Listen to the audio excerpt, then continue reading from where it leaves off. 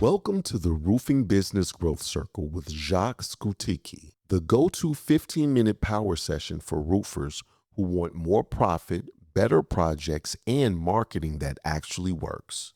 In each episode, you'll hear fast, practical ideas from real roofers and suppliers that can plug straight into your business and grow your bottom line.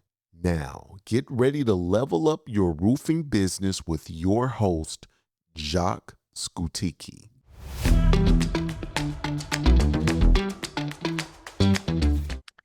Today, we're talking about sales, and specifically why so many roofing companies rely on one person to close everything, usually the owner.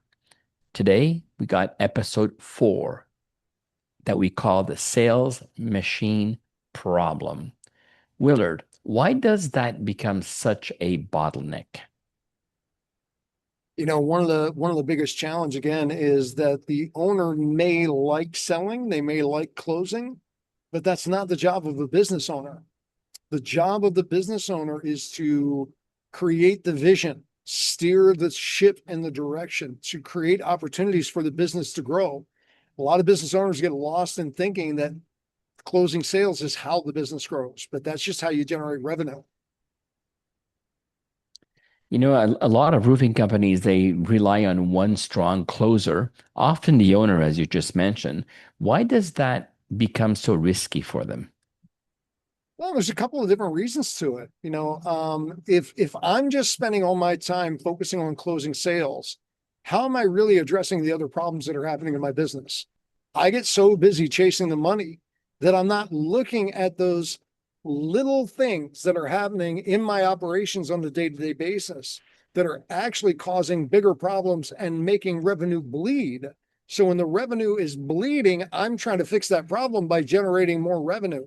But really what I need to be doing is fixing the problems. So I'm not, it's that whole thing of water coming into a sinking ship. I got to take care of the holes where the water's coming in rather than keeping on trying to keep the ship moving with more revenue coming in. So what happens to revenue when deals depend on one person's time and energy? It becomes an overwhelm issue again. It's that idea that, let's take it down to the psychology part of it. As the business owner, if my job is to be out selling and closing, am I really a business owner or am I just a glorified salesperson? If I stop selling, I can't employ the rest of my employees. That's not a business owner. That's just a glorified, high-paying, potentially job. You need to focus on creating the business to be a system. If you're the closer, you'll never be able to walk away from that business. You want to pass it on to your kids? Well, you're still the one that's going to be closing the deals for them to run the business. You want to sell it to somebody else? They're going to want you to come with the business because you're what generates the revenue. You know, we had this conversation about most companies make sales by accident, not by design. What does that mean? They find a way to, for lack of a better term, market themselves. You and I understand that marketing means a lot more than just to advertise. But let's talk about a lot of the businesses that I think you and I have worked with. They'll find one way that they generate leads. Oh, there's this great local newspaper that I advertise in, and I get great leads from there, and I'm closing 15% of them. They rely on that one lead source and the fact that they're happily closing these 15% of leads. What happens if that newspaper goes out of business? What happens if those leads start drying up because you've reached everybody that's in that area? The challenge that most people operate their businesses on is they don't recognize there are only 3 ways to grow your business. Number 1 is increase the number of new clients. Multiple ways you can do that. Advertising, marketing, referrals, joint ventures, strategic alliances, events, trade shows, the list goes on. The second way, and this is where a lot of roofing company owners don't even think about, is increasing your profitability per transaction. That does not mean just increasing your price. How do you decrease the cost of goods? How do you make your team more efficient and more effective so they can get the job done in less time? So it saves you the money on the expenses.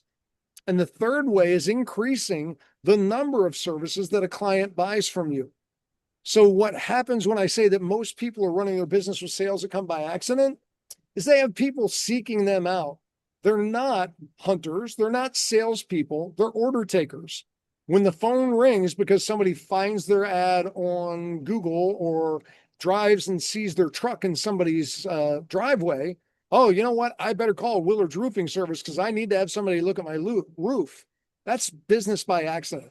That's not strategic planning. How do I generate number of leads? First off, reverse engineer. How many jobs do I need to hit my revenue goal for the year? How many does that mean per month?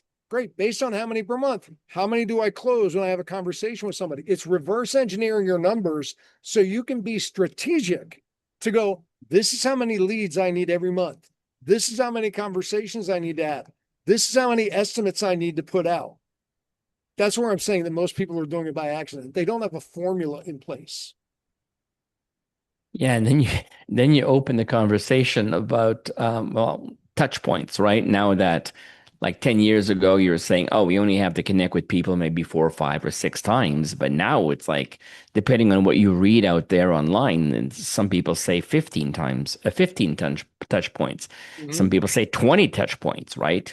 And I always say when you go through a bidding process, it's not good because when you ask people, the day you invite someone on your website to take a bid, you've opened the conversation about, hey, you want the cheapest price, Yeah, right? absolutely. And that's backstabbing your business. I mean, I know it's part of the sales cycle, right? You need bids, but it's like when you start by that, generating traffic to get bids, it's not a good idea. So, or it's not the best idea or the best formula for success.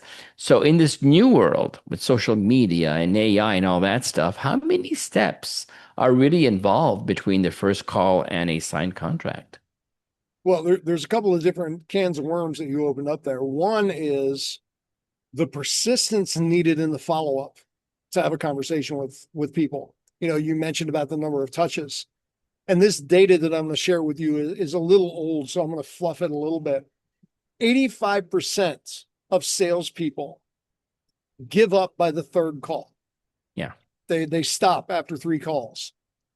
But 80% of sales happen after the 7th call.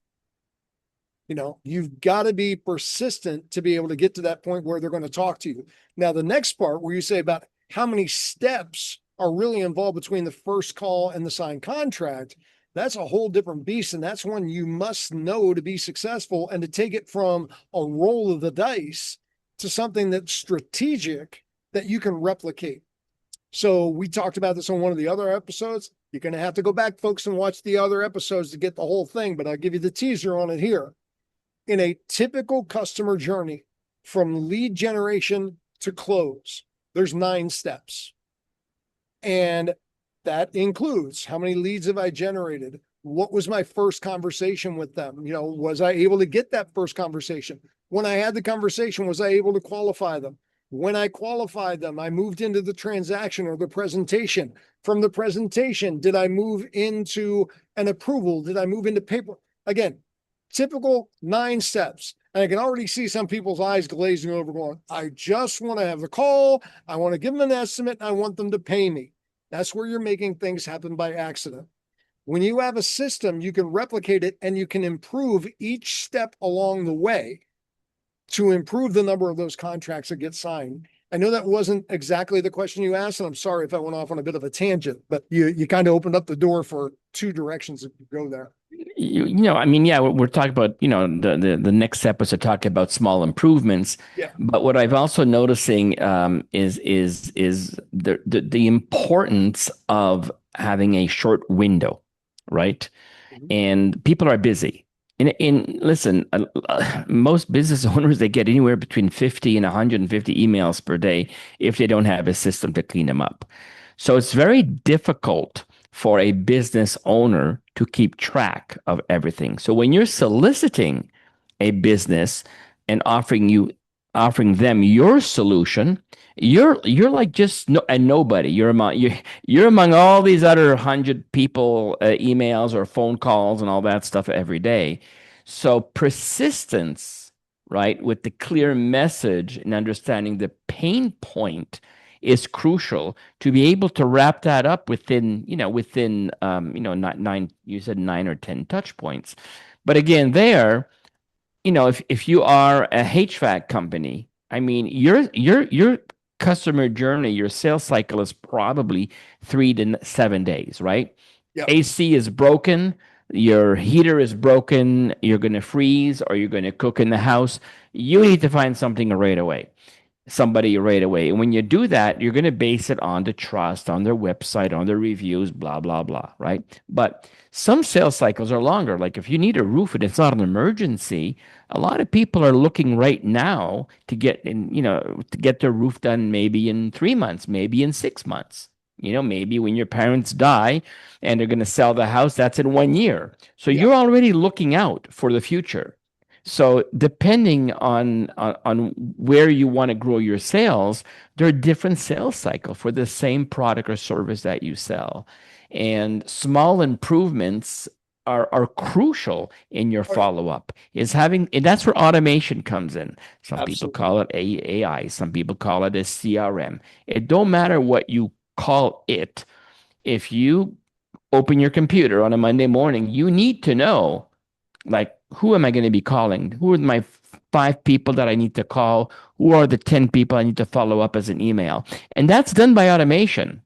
Yeah. But at the end of the day, you're the one that has to do the call. And that's the most important, because you can have all the automation you want. If you don't follow up with a message or a text message, then your conversion rate is going to be a lot lower than you would expect. Absolutely. There's a term that became popular a couple of years ago called speed to lead. And it's exactly what you were talking about earlier. If that's that HVAC company and they need it repaired in the next 3 to 10 days, and they reach out to you and you don't get back to them immediately, they're going to the next listing they found on Google. They're not giving you the chance to call back.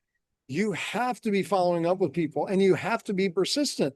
The other situation where you said it's about, a parent's house, when the parents are they're preparing for the parents passing and they're going to have to do it in a year. You also have to be persistent, because remember, they reached out to you.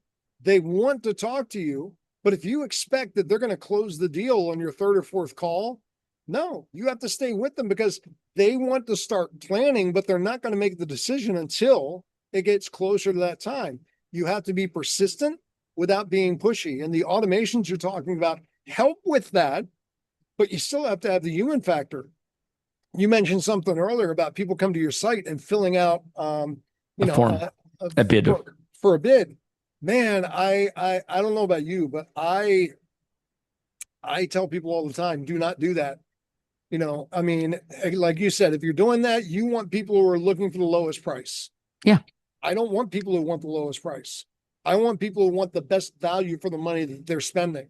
And to do that, I have to have a conversation with you first to know what the problems are that you have. Because if I give you the price first, everything I tell you, you're running through that filter of the number. No, let's build the value first. Then when I know what the value is, then I can give you the number that makes sense. Yeah, we can talk hours about this, but what's amazing is that I'm just going to use one example here, is that when you are a homeowner and you need a new roof on your house and you start talking to people, now there's a reason. It could be price, but there's something you may really have that you're looking for that you're not talking about when you speak with the roofing company, right? And some people, it's the warranty. Some people, is this going to be covered by my insurance? Yeah, it's covered by my insurance, but maybe I don't know how to fill out that claim. So if you're selling me a roof and you say, yeah, you can claim it through your insurance, and you do not ask me, can I assist you in filling out that claim? Because when there's interaction between a buyer and a seller, you're building trust, like, and understanding. Yep. And at the end of the day, nobody likes to be sold. No. Everybody likes to buy. We love to buy. We don't like to be sold. But one thing that we do really enjoy is to have engagement, is to have a conversation. And when I feel that you, the supplier, are giving me information, engaging with me, I'm building trust, like, and understanding. Yep. So the price of the job is less important, whether it's 1,000 more or 1,000 less. It doesn't matter anymore. And there's something called being top of mind. And Yep. when we mentioned, when you know that your parents are going to sell their house in a year or two, if you're dealing with a roofing company that on a continuous basis are talking with you, sharing information with you, that's top of mind. So the day you're going to make a decision on who you're going to hire, you already know who you like, trust, and understand. Now you start looking for pricing, right? You're going to go on the other websites to get some bids. But at the end of the day, your referred roofer is the first one that you trust, like, and understand. You're going to say, listen, bro, your stuff is $5,000 more here. That's 5 or 15% more. Why? And you are going to believe the reason why they are going to be charging you more money. So in the touch points, I think engagement, building trust, like, and understanding, it's the most important thing. People don't buy on trust. They do not buy on price. You Absolutely. never buy on price. People buy for emotional reasons and they justify it with logic. And we are in right now what's called a winter economy. And I don't mean, the winter of the year. A winter economy lasts for between 20 to 30 years. And we've been in one since about 2005. Winter economy is when people don't know what's going to be happening in the economy. So just like the natural seasons in the winter, they really constrict a bit. They still want the new roof. They still want the new car. They still want the new thing. But they're being very cautious because they want to make sure that the money they spend, they're getting the value for that. So they don't have to go out in another 6 months, a year, 3 years and get it again. Here's the part of the psychology that you have to understand in the winter economy. People will spend twice as much as the competition if they know that they are going to get the value that they're looking for. And that comes back to everything you were just saying, Jacques, about you need to identify what is their motivation, what is the reason, what are they looking to experience to be able to close that sale. And again, a lot of times the owners that I meet with, they're natural at that. They're good at having, if they're a good closer, they're great at having those conversations. But if they're the only one who knows how to have those conversations, then all of the revenue in the business relies on them. And you cannot build a sustainable business that way. So how do you compare, or what's the difference between sales talent and a repeatable sales process? Sales talent can be great. But there's also the idea that there's a difference between selling and closing. Does that person have both the skills? The sales process helps you identify where that person is strong. What are their strengths? Where do they start to slack off a bit? So you have something that's observable that you can step in and you can improve. If it's just sales talent, it's going to be luck. Sometimes I get the deal, sometimes I don't. Sometimes I'm having a good day, sometimes I'm having a bad day. Sales process is something you can replicate again and again, and you can constantly improve. So in your business, what does it look like when you have a few people that are selling for your business and they are consistently using the same approach? You have something your business gets known for. You get known as being the leader in that industry. People go, well, why? Why is it that my sales are what's going to make me the leader in the industry? Because your salespeople are the ones that those clients are most communicating with. They're not out there talking to your PM or your crew when they're up there swinging hammers. They are talking to the salesperson. They build the relationship that Jacques was just talking about of know, like, and trust and understand with the salesperson. And when people end up, they feel heard, they feel understood, they will talk about you to everybody. And that's where having a consistent sales process with 2 or 3 people giving every client that same experience, that same level of interaction, where you just start becoming the talk of the town. This may sound like out in left field, but it's consistent. Think of the car dealerships that that everybody goes, man, you got to go down to fill in the blank car dealership. They take the best care of you. It's not the mechanic who's under the hood. It's the salesperson and the customer service people. Your sales team is your window to your client's world. And how do you connect the selling style of a salesperson and a company culture that has a particular sales approach? How do you connect those two? I think the salesperson, when you're hiring them, you've got to make sure their values are aligned with what your culture is. Yeah. I tell people all the time, hire for culture, train for skill. Because if you hire a sales hotshot, but they're not a fit for your culture, they become a cancer to everybody else in your office. Not worth the risk. You can train somebody to become a better salesperson. It's got to be a culture fit first.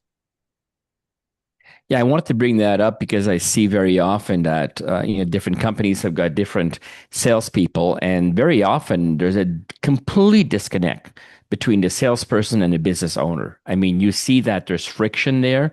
They're not on the same page, but they still keep them because they're generating sales. Yeah. But I guess if there would be a better connection between both, probably they would be getting more sales. Because it's like the sales rep is like independent from the organization. They do their dog and ponytail show. And yes, they are converting, but maybe not as much than if everybody would be using the same approach. And that's where we talk about sales training and sales culture and company culture and all that stuff. In my opinion, what I've observed, when you have a rock star salesperson who is not a part of the culture, they drive away your other salespeople. They bring down the energy of the whole place. And I've had to have conversations with business owners of going, look, you need to put this person on an improvement plan, and you need to draw a line in the sand. I know they're your $1 million earner, but you could have 3 other $1 million earners alongside of them if they weren't trying to sneak in on everybody's deals and doing these underhanded things that are making these other sales people leave. You could have $1 million earner, or you could have $3 million earners that work with the culture and with what you're doing. But people get so scared. Like you said, they depend on the revenue, and you should, but they depend on a cancerous personality bringing that revenue in. Is that good long-term for your business's identity?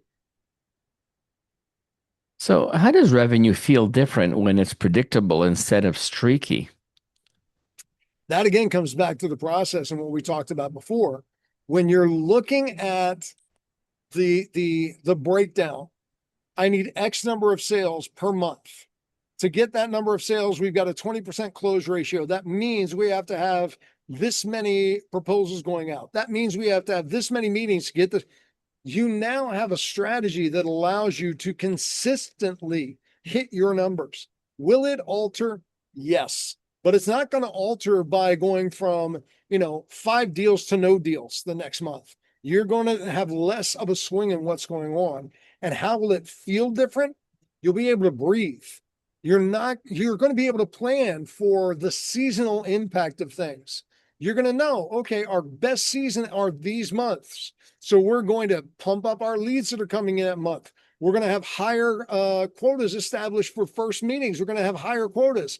So when we get to the slower season, we've already built the revenue that we need to hit our annual goal. And we're not as stressed when we see those numbers slack off because it's expected in that season. This conversation, one way where, the impression that can be given is that this is an ideal world, but it doesn't have to be an ideal world, because if someone wants a steady pipeline instead of hoping for the next deal, like, this is possible, this is doable, it's not rocket science. So where do they focus first? First thing you have to discover is what's your close ratio. That's the first number you have to work back from. What's your close ratio and what is the average deal? How much revenue are you generating? Because when you know what the average deal brings in and you know what your close ratio is, then you can break it down and go, okay, we want to make $5 million this year. Great. So how many deals add up to $5 million based on our average deal? Well, that would be X number of deals. Great. We know our close ratio is 20%. So how many proposals do we have to go get out to close 20% of those deals? When you look at the math, when you look at the numbers, you reverse engineer it and it gives you a pathway that you can predict what that revenue is going to be rather than hoping what's going to happen. Love this conversation. Love it.